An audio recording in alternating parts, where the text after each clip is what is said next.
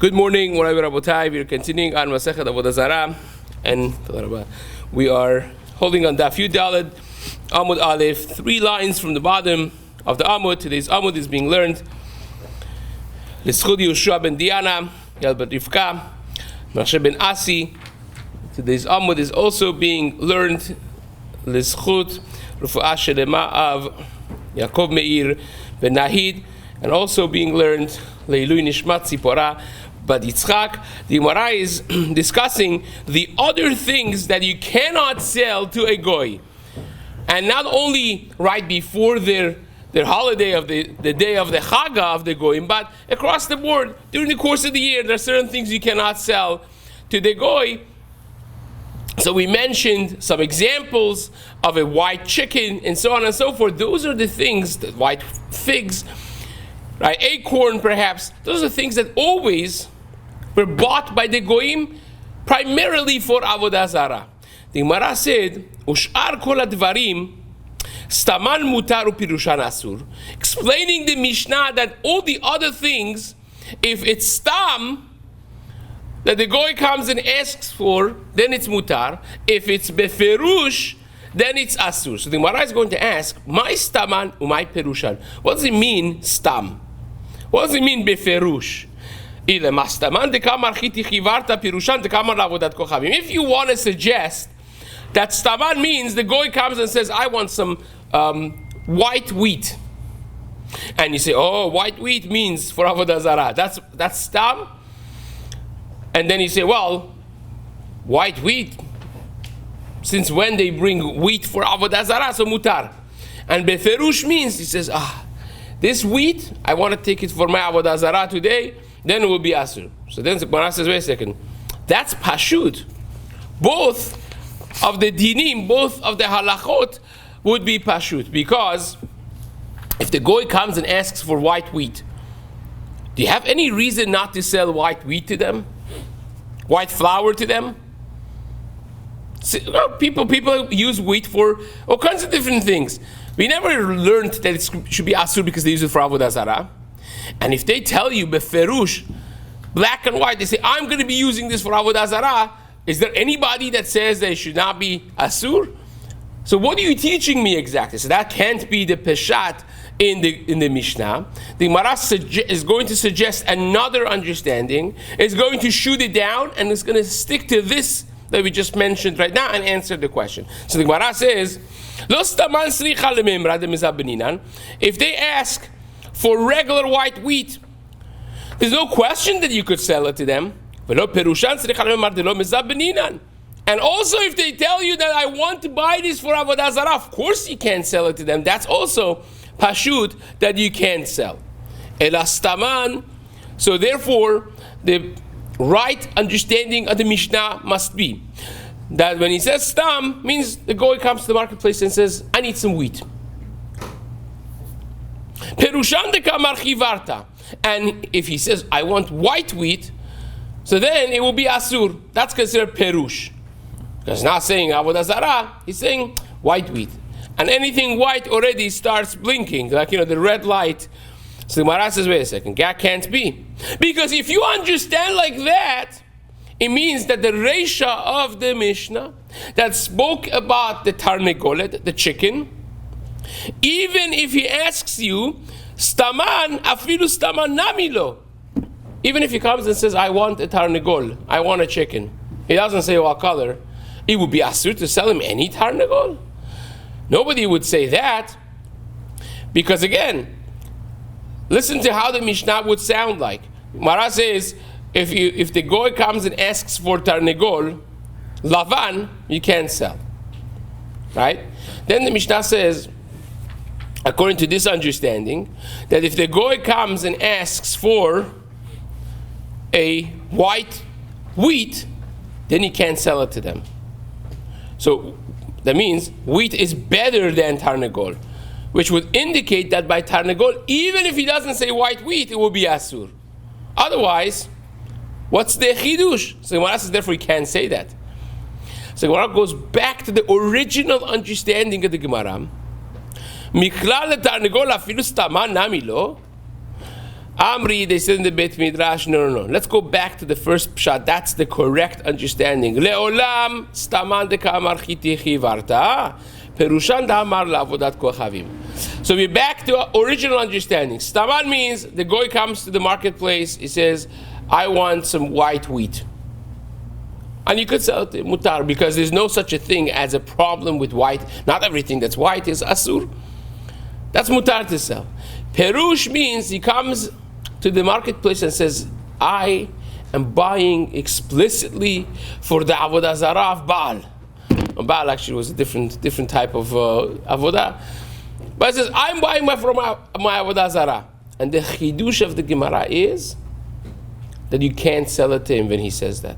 Well, you say, of course you can't sell it to him. When he says that he's buying it for Avodah Zarah, of course, what's the Hava Amina that you should be able to sell? The Gemara is going to suggest such an interesting Hava Amina. Not suggest, let's stick to this pshat. The Gemara is going to explain to us the mindset of an Oved Avodah Zarah of the pagans, right? People would think that just like I am such a frum Oved Avodah Zarah, everyone else also is a frum Oved Avodah Zarah. So if I say that I'm buying this for the kavod of Avodah Zarah, they're going to give me a discount. So he's saying that he's buying it for Avodah Zarah in order to get taxes off and discount, but he really doesn't want to buy it for Avodah Zarah. So the Gemara says, Hava Amina would be that who knows that this guy wants to buy it for Avodah Zarah? Why does he have to tell me that he buys it for Avodah Zarah? You know what? It's not my business to know why he's buying it. So it must be he's making sure to tell me that it's for Avodah Zarah to take some money off the price or taxes. And since that's the case, I don't even know if he's lying. He just wants to take off. And therefore, there would have been a Hava Amina to be able to sell it to him. It's very ironic. Dafka, when he says, I'm buying it for Avodah Zarah, would have been a Hava Amina that sell it to him because he's probably lying. So therefore, the Kamash Malan, the halakha of the Mishnah is coming to teach you that we don't say that. If the guy says this is for Avodah Zarah, you can't sell it to him. Even if you don't believe him. Even if you don't know if you have to believe him, you still cannot sell it to him. Then that's the chidush of the Gemara, the Mishnah. Says the Gemara. Now, let's learn this inside. The Sefa is a reason that the Mishnah is teaching you. When he comes and says, I want to buy this for Avodah Zarah, that's the halakha that the Mishnah is teaching you. Because Salka Data Chamina, I would have thought, Hi Gavra Lav Lavodat Kochavim Kaba. He really doesn't want it for Avodah Zarah. Elam, Mebakud the Ovik Bavodat Kochavim. He's very frum. He's really attached to Avodat Kochavim. Vesavar, and he thinks that everyone else is as frum as him. And therefore, that he thinks everyone is very attached to the Avodah Zarah. And Emahachi, he thinks to himself, let me say that I'm buying this for Avodah Zarah, in order that they should give me a discount. Kamash Malan, the halakha of the Mishnah teaches you that we don't say that. And therefore, if the guy says, I am buying this for Avodah Zarah, it's asur to sell it to him, even despite the fact that you may not believe that he actually wants it for Avodah Zarah. By Rav Ashi. Now, Rav Ashi is going to ask two questions in the halakha of the Tarnegol. If someone, we know again, that when of the Avodat Kochavim come to the marketplace looking for a white Tarnegol, we don't sell it to them because we know they want it for Avodah Zarah perhaps. How about if the goy comes, and we also learned that they don't bring a korban to the Avodah Zarah if it's missing a limb, right? That's why the Mishnah said, if you are stuck and you have your back to the wall and you have to sell this Tarnegolet Lavan, just snip a part of the finger, and then you could sell it to him lechatchila, because you know for sure that the goy is not going to bring that type of animal for Avodah Zarah, therefore it's mutar, right? Says Rav Ashi, how about the following case? The goy comes in and says, I want a white chicken, and I want it to be missing a limb. Right? I don't care. You want to give me you want to snip it and give it to me. Right? Beferush, he tells you. He says, here it is. Here's a nail clipper. You want to snip the finger and give it to me? Bechavod. I need it for my kid. He wants to play. Whatever it is, I want it to be white. So he beferush is telling you, I don't care if you make this a Baal Mum. Is that mutar not to just sell it to him without making it Baal Mum? Of course it's mutar to sell it to him after you snip the finger. But can you now sell it to him shalem, without damaging the animal? Because you say, well, the guy, he's really ready to get it, to buy it, even kitia, even Baal Mum, even with a blemish, so let me just sell it to him shalem. Is that mutar? Or maybe he's pulling your leg. Maybe he wants to say this whole thing as a setup for you to trust him, and he's hoping against hope that that's exactly what he's hoping for you to feel comfortable enough to say, here, get it and go shalem without me having to snip it, right? That's the question of the Gemara. And that's a double question. We're going to add another question on top of it as well. So let's read through it. By Rav Ashi, Tarnegol Lavan Ktia Lemi, if the guy comes and announces in the marketplace who has a cut off white chicken, that means blemished, you snip the finger or something. Ma'ulim Korlo, Tarnegol Lavan Shalem. What's the halacha? Can we give him a Tarnegol Lavan Shalem without blemishing it? So says Gemara, Mi Amrinan, Mi Dikabar Katia Chavim Bai. Do we say that we believe him that he does not want it for Avodat Chavim because he's saying to you that I want Katia, I want something that has a blemish? Or Dilma Arumi Kamarim. Maybe he is tricking and he's trying to get something Shalem by saying that he doesn't care. Im Timtzi Lomar, and if you assume that this one we don't trust, Hai Irumi Kamarim, if you say that this guy is tricking and he's trying to get a Shalem, how about the following? The following case is more of it seems like more of an honest plea. the guy comes into the marketplace and he says, Tarnegol Lavan Lemi, Tarnegol Lavan Lemi. He says, I want a Tarnegol Lavan. And then they tell him, well, we don't have a white one. Well, we have a black one.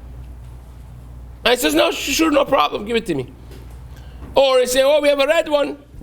And says, no problem. I'd take anything. I wanted Lachatchila, I wanted Lavan, but I'll take anything. Give it to me. He takes the money out. He's ready to buy a black, a red. This is more, it sounds more of an honest plea than the previous one. So maybe even if you are worried about a trickster in the previous case, maybe this one you should already believe, because this guy seems like pretty legitimate. You tell him we have a black one, he says, sure, no problem, this is the money. And you take the money from him, can you say, well, actually I have a white one, and give it? Can you do that? Says the Gemara,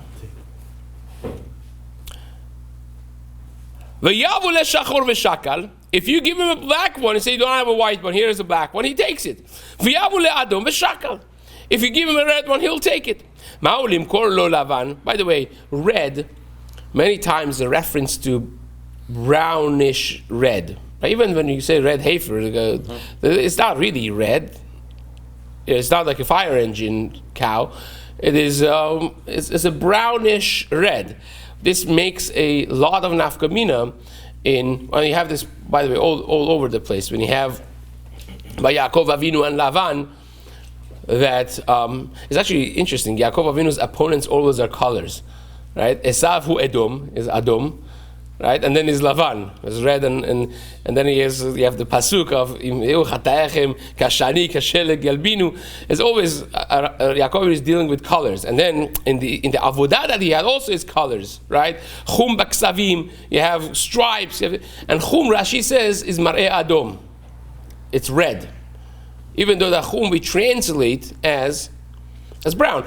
Now this has an afkamina for especially Hilchot Nida, what exactly is considered red when you say red is asur, beyond the scope of this talk. So says the Gemara, Ma'olim Korlo, can you trust this guy at least? And say, well, he seems to be an honest individual. I was almost about to give him and solidify a sale for a black one or a red one, and he took it. Do we say that is trustable because he would take a black or a red one? Or Dilma arumi kamarim, maybe he also is tricking and he's just a smarter one. And the Gemara says, Rav Ashi says, teku. It leaves the question unanswered. We don't know. Rabbi Meir Omer, af dekel tov. We mentioned in the Mishnah that Rabbi Meir added that you can't even sell to them dekel tov. Now, what does that mean exactly? A good date palm. So, what's the problem with that? Now, let's establish something before we learn the Gemara. When you have a dekel, if you have any tree, is a tree considered mechubar lekarka or not? Is it considered part of the ground or not? Because if it is considered part of the ground, you have a much bigger problem. Can you sell part of the land to Avodah Zarah in Eretz Yisrael? No, you cannot. So if you tell me that dekel tov means a good tree, that indicates that a bad tree you could sell. Can you? If you tell me that trees is an extension of the ground, then you should not be able to sell any connected tree to the land, even if it's bad.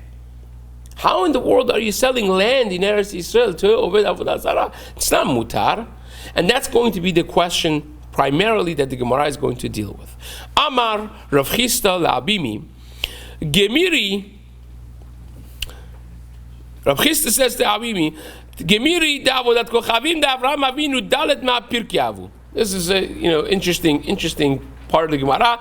Masechet Avodah Zarah of Avraham Avinu had 400 prakim. Ours has 5, right? 400 prakim. Mashallah, they had so many Avodah Zarahs there. Every sect and every group and every tribe had many Avodah Zarahs, right? One for the day, one for the night, one for this month, for that week, for having children, for having a boy, right? All kinds of the Avodah Zarah you had, so therefore you had to really know. The Gemara is going to discuss actually later on, what do you do if you didn't know, you wanted to disgrace an Avodah Zarah, you see there's Avodah Zarah there, you take a rock and you throw a rock at this Avodah Zarah. And then you take 2 steps further, they tell you, this is Markolis. Markolis, the way you serve it is you throw stones at it. Right? So if you don't know, then you have to bring a korban, like, b'shogeg, you did Avodah Zarah. So you had to know in the time of Avraham Avinu, you really had to study this stuff because you couldn't take a step without knowing what the halachot of Avodah Zarah is. Nowadays, Baruch Hashem, we don't have that many, says the Gemara. We only have 5 prakim, and even in those 5, we have no clue what we are saying. Says the Gemara, Umay kasha, what's your question? You would think he has some profound question. It's not really that much of a profound question. He says, well, the problem I have is with Rabbi Meir, our Rabbi Meir. The Rabbi Meir Omer, af dekel tav, that even dekel tov, even a good tree of palm, you cannot sell, right? Chatzav v'niklas, asur limkor. Those list of 3 things Rabbi Meir adds to the Mishnah. That you cannot sell to Ovdei Kochavim. The Gemara says, Dekel tavhu delo mezabninan, hadekel bish mezabninan. You want to suggest that only a good tree you cannot sell, but a low quality dekel you could sell? How in the world is that possible? We learn in the Mishnah, later on we're going to have this in Daf Yutet, coming up. You cannot sell anything that's mechubar lekarka to Oved Avodah Zarah in Eretz Yisrael. Can't do that. Says the Gemara, Amale, my dekel tav, perot dekel tav. He says, yes, you're correct. Good diuk and good question. When the Mishnah says dekel tov, is not, of course, is not talking about selling the tree itself, because that you can't sell even if it would be a dekel bish, even if it would be a bad tree, as you said. So when he says dekel tov, means fruits of dekel tov. You have different qualities of dates, right? There's the high quality date. Then there's this dry things that they sell in America. If you want a really good thing, you have to go to the Middle East, and you have some good trees that are juicy, nice, large dates. Those ones you cannot sell. It talks about the fruits, not the actual tree. So says the Gemara. Ravuna also explained the Mishnah as fruits of a dekel tav. Says the Gemara, Chatzav is kashba. Right? Chatzav, the Gemara explains, is a type of fruit. And niklas, what's that?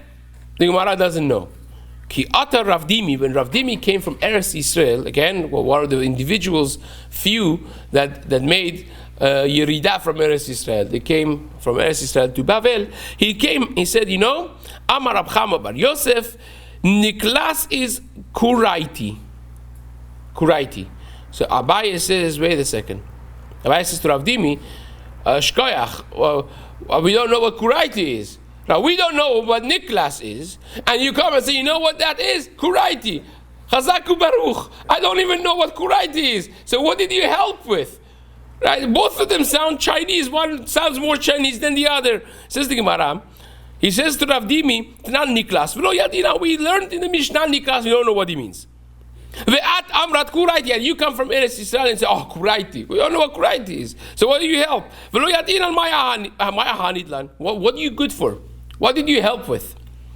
Amalei says, yes, correct. In Bavel, you don't know what kuraiti is. But if you go to Eretz Yisrael, if you tell them niklas, which is what the Mishnah says, they have no idea what that is.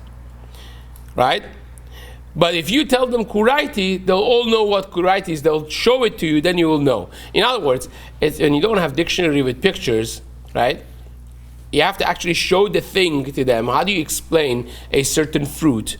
If I tell you like star fruit, what's star fruit? And you try to explain that to someone that has never, passion fruit. And someone says, what passion fruit? If you have a picture, you show them a picture. If you don't have a picture, how are you going to explain it? Right? Then you're going to say some Arabic weird strange word, and they say, what do you help with? It says, yes, that's the translation of this in this language. You don't understand what that means here, but if you go there, they'll show you what it is, and then you'll forever know what this fruit is referring to. Same thing happened here. Rabbi says, look, I can't tell you, I don't have a picture of it. But if you go to Eretz Yisrael and you say, kuraiti, they'll show you what it is, and then you'll know what the niklas of the Mishnah of Rabbi Meir is. Says the Gemara. Therefore, he tells him, ahani lechu, I did help. When you go to Eretz Yisrael, niklas. If you tell them niklas, they'll know. They'll have no idea what you're talking about. But if you tell them kuraiti, then they know. They know what it is. They'll show it to you, and then you'll know for the rest of time what niklas is. Says the Mishnah. מקום שנהגו למכור בהמת דקה לעובדי כוכבים מוכרים, מקום שנהגו שלא למכור אין מוכרים. Can you sell sheep and goats to goyim? Now you say, what's the question about that? And the Mishnah actually says something very interesting. For the very first time, the Mishnah says it really depends on the minhag hamakom. If you live in a place that they do it, you could do it. If you live in a place that they don't do it, then you can't do it. Since when selling stuff to Avodah Zarah depends on minhag hamakom? So the answer is, this has nothing to do with Avodah Zarah. This has to do with the degrading moral level of Ovdei Avodah Zarah. In other words, Ovdei Avodah Zarah are not mugdarim ba'arayot, and part of what is okay for them to do, meaning not okay halachically is asur for them to do, is cohabitation with animals. And therefore, if you have a bemadaka, a sheep, a goat, in a place, in a community that the goyim do these types of stuff, then the minhag of the Jews would be, we don't sell any of these things, these items to the goyim, because if you do, what happens? You're over on lifnei iver lo titen michshol. You're putting a stumbling block in front of an iver, just so you had before. So for you to enable them to do any averah that's considered averah for them, will be asur for you. But if you live in a town that the goyim don't do these stuff, then the Jews will be mekel. Therefore, it depends on the minhag.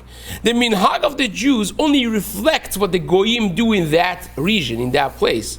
So if you have a society that the moral values are very low, and they do these types of things, the Jews would stay away from selling any madaka to them. If you have a better society, that the goyim are mugdarim ba'arayot in that sense, then it will be mutar to sell. Fine. So that's the problem with be'mataka. There's going to be another issue in the Mishnah as well by selling a be'magasa. Can you sell a cow to the goy? Can you sell a horse, a donkey to the goy? The Gemara is going to say, the Mishnah is going to say rather, that be'magasa you cannot sell anywhere, in any place. Right? Let's read it together. In any place across the board, you cannot sell a cow to a goy. Now, the problem over here is not the previous problem. The problem here is because on Shabbat, it's not just ourselves that we have to stop from working, but we are mitzuveh on behemtecha as well. Ata, right? Ubehemtecha. You and your animals have to stop working on Shabbat. Now, you can't give a shiur to your animals, unless it's chamoro shel Pinchas ben Yair, but it means that you are mitzuveh, we are commanded to make sure our animals do not work on Shabbat, right? So therefore, can I lend you my cow knowing that you're going to work with it on Shabbat? Absolutely not.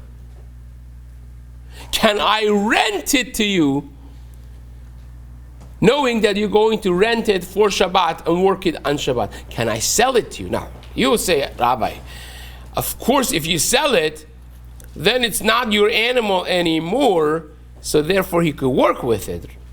And the Mishnah says you can't even sell it to a goy. So what's the pshat exactly over here?